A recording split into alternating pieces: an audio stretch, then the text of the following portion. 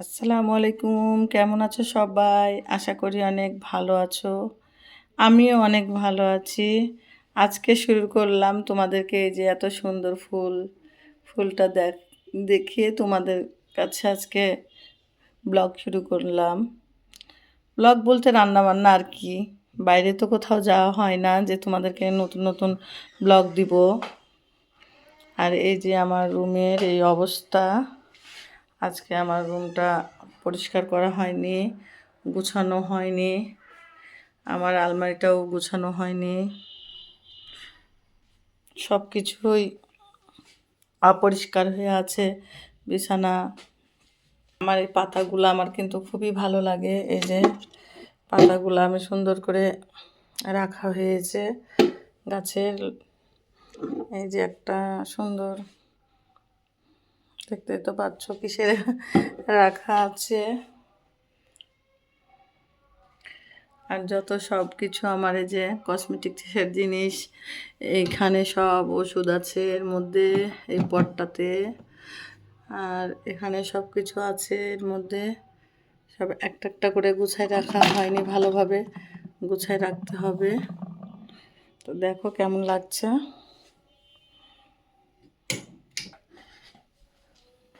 রান্নাঘরে চলে যাব। আমি চালটা দিয়েছি, 1.5 মগ চাল দিয়েছি। এই মগের 1.5 মগ চাল দিয়েছি। এখন চালটা আমি ধুয়ে নেব। আর এখন আমি আগে এগুলো গুছাই নেব। এগুলো সব গুছাই নেব।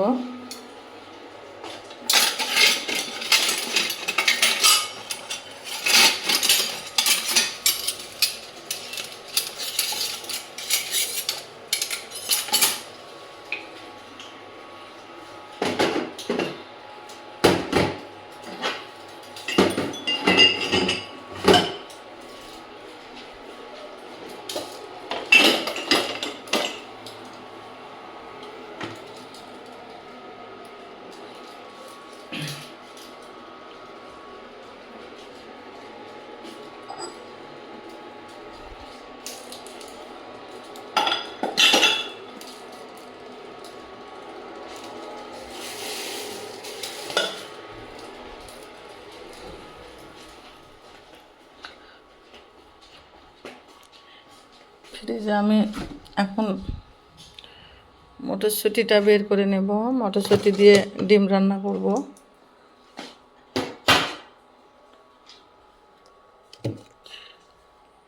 এইটুকু হলেই আমার হয়ে যাবে। আর এটা আমি রেখে দিব।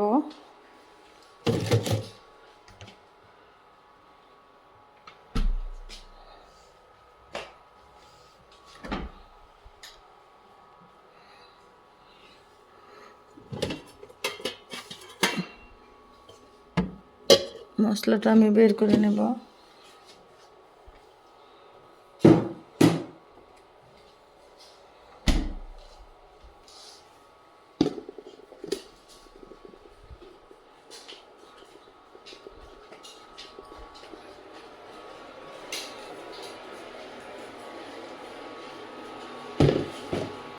আজকে আলু ভর্তা করব, এই জন্য আলুগুলো এইভাবে কেটে নিয়েছি।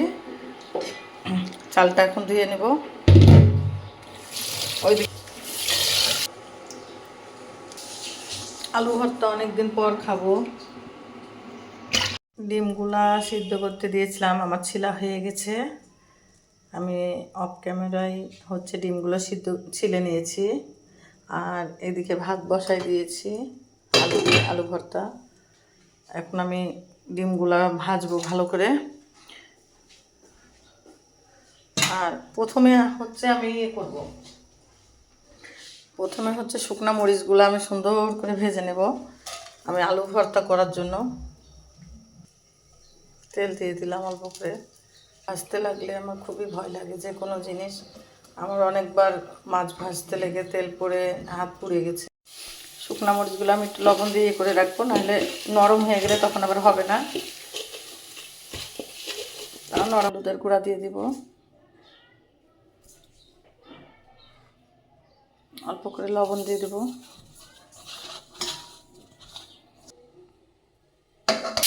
হলুদ লবণ মাখায় ডিমগুলো দিয়ে দিয়েছি তেলের মধ্যে। ডিমটা সুন্দর করে ভাজবো। ডিম ভুনা আবার আমার মেয়েদের খুব পছন্দ। ডিম বেশি কড়া কড়া করে ভাজলে ডিমটা খেতে ভালো লাগে না, ওই জন্য আমি এইভাবেই তুলে নেব। ডিমে আমি বেশি কিছু দিব না, একটা তেজপাত, এই যে দুটা দারচিনি ছোটো ছোটো, আর একটা এলাচ দিব। বেশি দিলে আবার গন্ধ বের হয়, এই কারণে আমি বেশি দিব না, অল্প একটু করে দিয়ে। গরম মশলার গুঁড়াটা আমার শেষ হয়ে গেছে, এই জন্য আমি দিলাম, নাহলে গুঁড়াই আমি দিই। গরম মশলার গুঁড়াটা দিলে কিন্তু অনেক স্বাদ লাগে যে কোনো জিনিস, মাংস, মুরগির মাংস, গরুর মাংস, তারপরে হচ্ছে ডিম ভুনা, আমি বেশিরভাগ আমি গরম মশলার গুঁড়াটাই ইউজ করি। পেঁয়াজটা আমার এই যে এরকম ভাজা হয়ে গেছে। ডিম ভুনার পেঁয়াজ যত ভালো করে ভাজা যাবে তত কিন্তু ডিম ভুনাটাও খেতেও ভালো লাগবে। মশলা আমি দিয়ে দিলাম। মশলাটা আমি ভালো করে কষাই নেব।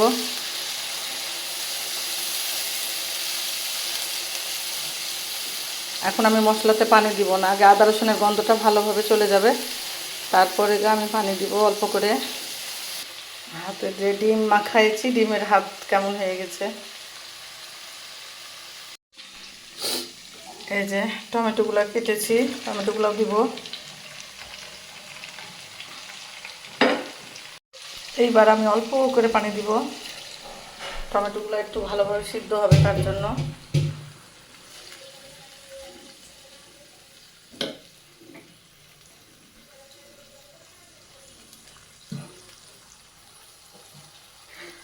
অল্প করে মরিচের গুঁড়া দিয়ে দিব।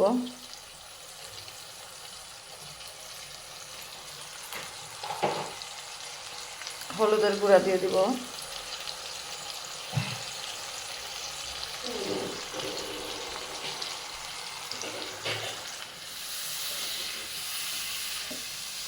এখানে যে মটরশুঁটিগুলো দিয়ে দিব এখন।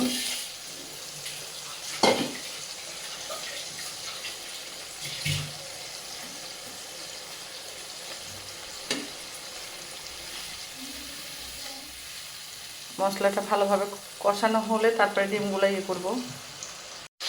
মশলাটা আমার এই যে কষানো হয়ে গেছে, এখন ভালোভাবে টমেটোগুলো আমি সব মিশাই দিয়েছি।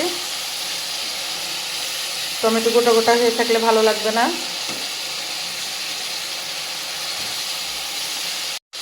জিরা ধনার গুঁড়া করা আছে, আমি দিয়ে দিলাম, একটু বেশি করেই দিলাম।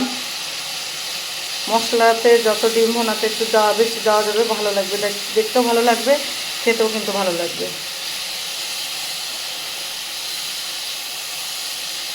আর দেখে মনে হচ্ছে অনেক সুস্বাদু হবে ডিম ভুনাটা।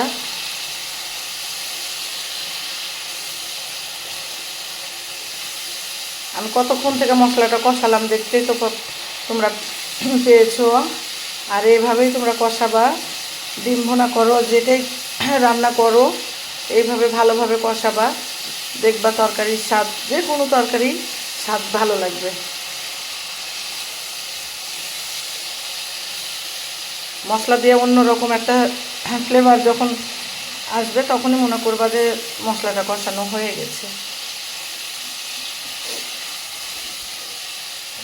মশলা তরকারি রান্নার মধ্যে স্বাদ না, হ্যাঁ, মশলা কষানোর মধ্যেই কিন্তু সুস্বাদু। হ্যাঁ, এই যে তোমরা যে মশলাটা কষাও না, একটু দেখবা যে ভালো করে কষালেই কিন্তু তরকারিটা অনেক সুন্দর হবে।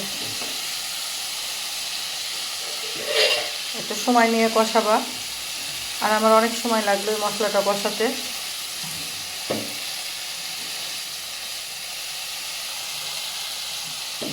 মশলার গন্ধ চলে গেছে, ভাজা ভাজা হয়ে গেছে মশলাগুলো। এখন আমি ডিমগুলো দিব।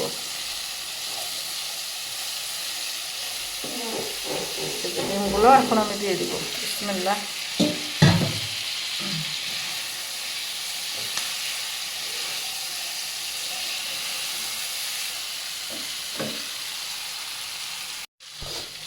অল্প করে পানি দিব, বেশি পানি দিব না আমি, যেহেতু আমি ঝোল করব না, ভুনা করব, এই জন্য বেশি পানি আমি দিব না। মশলাটা যেহেতু আমি ভালো করে কষাই নিয়েছি, এই জন্য কম পানি দিলাম। আর কষানোরও দরকার নাই, কোনো কিছু করার দরকার নাই, যেহেতু আমার সব কিছু কষানো হয়ে গেছে ভালোভাবে, ডিমটাও সিদ্ধ করাই আছে। এখন আমার একটু কোনো রকম হয়ে গেলে আমি নামাই দিব।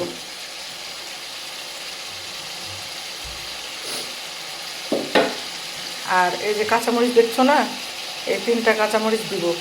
3টা কাঁচামরিচ আমার ভাতের সাথে খেতে খুবই ভালো লাগে। এই যে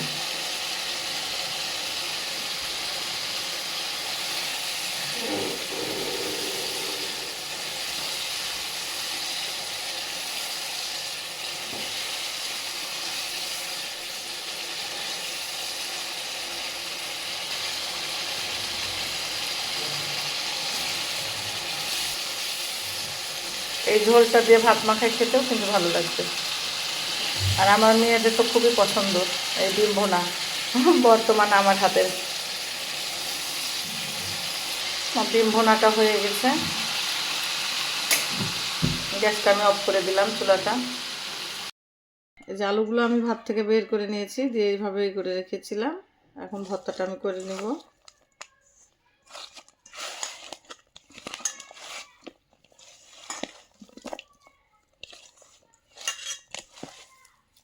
সরষের তেল দিয়েছি, এমনি তেল দিয়ে ভেজে নিয়েছিলাম, তারপরে এখন আবার সরষের তেল দিলাম। ভর্তাতে একটু পেঁয়াজ ভাজা বেশি দিয়েছি, একটু শুকনা মরিচ বেশি দিয়েছি, ভালো লাগবে খেতে। একটু জ্বরের মুখে সর্দি লেগে আছে, ঠান্ডা, এই জন্য একটু বেশি বেশি করেই দিলাম। ঝাল করে ভর্তা খাবো। ভর্তাটা অনেক দিন পরেই খাওয়া হচ্ছে, নতুন আলুর ভর্তা আমি অনেকটাই।